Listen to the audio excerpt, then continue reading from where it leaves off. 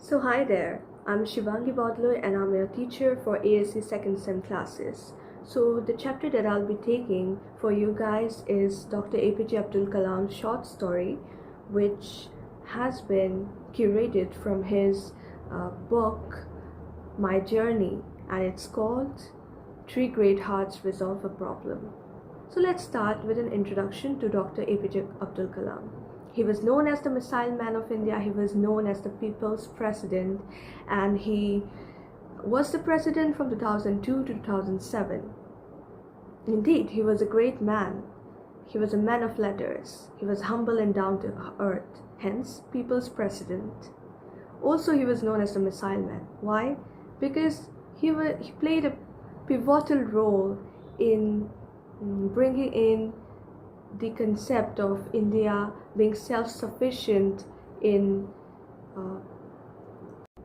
nuclear energy, and hence he kept a very futuristic approach about India's self-sufficiency regarding science and tech, and that is why we find his vision in his vision titled Vision 2020.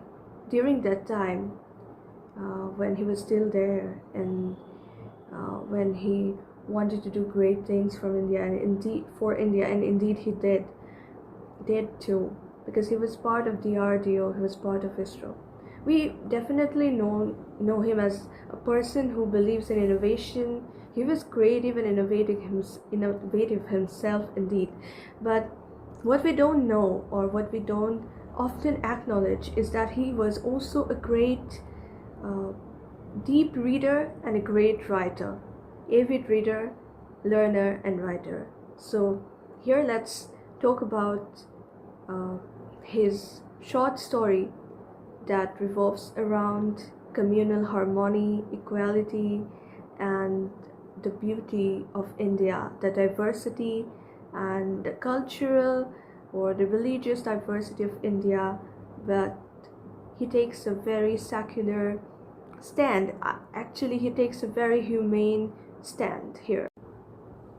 So Dr. APJ Abdul Kalam revisits his childhood town through a play of memory, because this incidents that he includes in the particular piece, Three Great Hearts Resolve a Problem, this short story, these are something that he notes from his memory. So he has to revisit his coastal town through memory.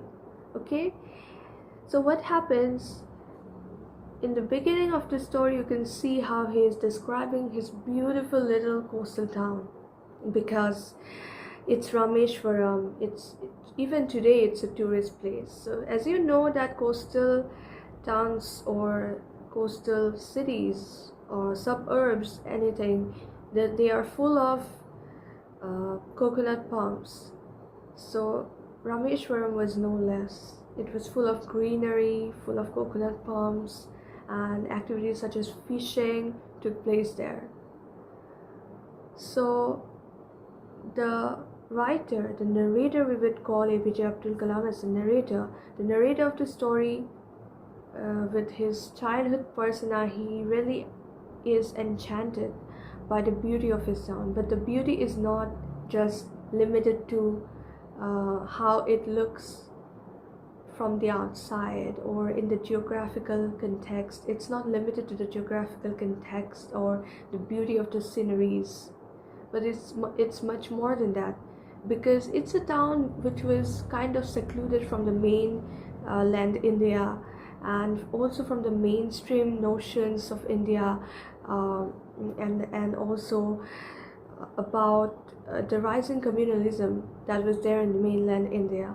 So different sects of people were living there, people belonging to different religious communities, whether they be Hindus or Muslims or Christians or other communities as well. So primarily he describes these three communities which are part of Rameshwaram.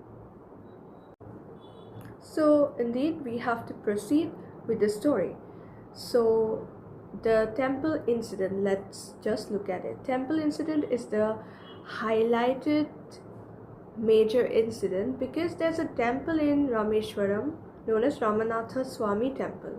Here, people of different religions were praying, but there was particularly, it happened way back, maybe during the time when APJ Abdul Kalam was not even born. It was something related to his great grandfather or such. And there's this person of Kalam's family who becomes savior of an idol, a murti that falls into the tank, to the reservoir, to the tank. And after it falls into the water tank, that Muslim man, the person, although he belongs to another community, he still tries to save the idol out of respect, because as we know, the social fabric hasn't been yet shaken in Rameshwaram.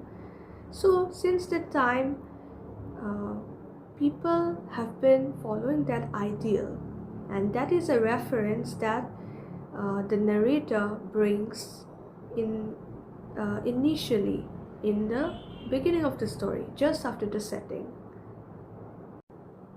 Because the person was so genuinely into preserving the idol, to have been the savior of the idol, he was also respected in return, he was honored in return, and he attained the first honor, also known as Mudal Marayadai in Tamil, if I'm not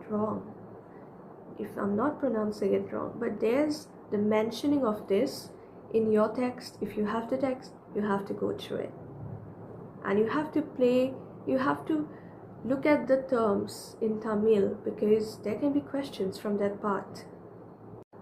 Now let's come to the very decisive, a kind of a plot that leads to some decisive action in the end. So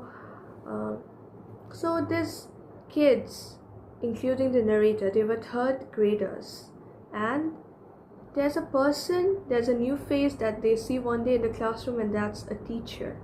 So usually people expect the teacher to be very kind in spirit, but what the teacher does, he is a religious bigot. We can call him a bigot because he was carried away by maybe by some ideals of communalism, the notion of communalism that was still in practice during those days, and even today we see the effect of it. But anyways, he believed that people of different communities shouldn't sit together. So he was applying that even on the little kids, and he tried to separate the kids, actually the narrator from his friend. The narrator was Muslim and his friend was a Hindu Brahmin. So his friend was called Ramanathan, and narrator, he is Dr. APJ Abdul Kalam, the person who will become Dr. APJ Abdul Kalam. So both of them were best of friends. They were very close friends, and the kids are so innocent that something as communalism cannot get to them. And also their upbringing had been set in a very healthy environment. So the parents have to play a great role in their upbringing, and they indeed did. So due to the healthy upbringing, and due to Rameshwaram still preserving the social fabric, they were not affected by this kind of narrow-mindedness. But the teacher, when he looked at the kids, he recognized them by certain religious symbols, which I can say Kalam was wearing a cap as worn by a Muslim man, and it was Ramanathan, he was wearing kind of a tuft worn by his family, worn by people of Hindu Brahmin family maybe. So on that basis, on those religious symbols, which essentially the kids have every right to follow, the teacher what he did, he separated the guys. He asked Kalam to move behind Ramanathan. The kids were deeply hurt, their sentiments were deeply hurt by the behavior of the teacher in the classroom. They never hesitated to go and confront, not actually confront, but discuss the matter with their elders, their respective fathers. What happens after that is a decisive action takes place in the school, because the next day the parents, whether it might be Shastri, the father of Ramanathan, or even the father of Kalam, and there's Father Bodal also. He's a Christian man, he's a devout Christian. So all of them, it doesn't matter, the religion doesn't matter. I'm just talking about it because it's mentioned. It's mentioned so that we can understand the preservation of social fabric, how they are maintaining the communal harmony despite of belonging to different sects, religious sects. They are still, that doesn't matter to them. So in order to emphasize this, I have to mention that these people belong to different sects, but indeed, despite of that, what they want is the well-being of their children. So what happened? They go into that. They get to school and they confront the teacher, and the method is very nice, because they could have been really furious and frustrated over the teacher. What they did is that even in front of the children, they set a great example by trying to be amiable, by amiably putting up their their concerns regarding the matter. And at last, it was the teacher who understood that he had been carried away by the notion of communalism, and that what he was practicing was really discriminating in nature. So as I've already mentioned during our online classes, that we have to look at the lessons, the social lessons, and also along with that we need to analyze how psychologically the children were affected, like the psychological impact of it. We need to trace it. So first of all, the notion of social distancing that was promoted by the teacher in the classroom, that definitely hurted the sentiments, and maybe it left a deep scar, because even as an adult, Kalam was writing it. Why? Because he was deeply affected as children. So without a healthy environment or a healthy family environment, domestic environment, I don't think that the children could have been recovered from such an incident. Over time, it could have been possible that they too could be carried away by the weight of the social religious power politics. So it's very important to examine that, and I hope that you all will look into it.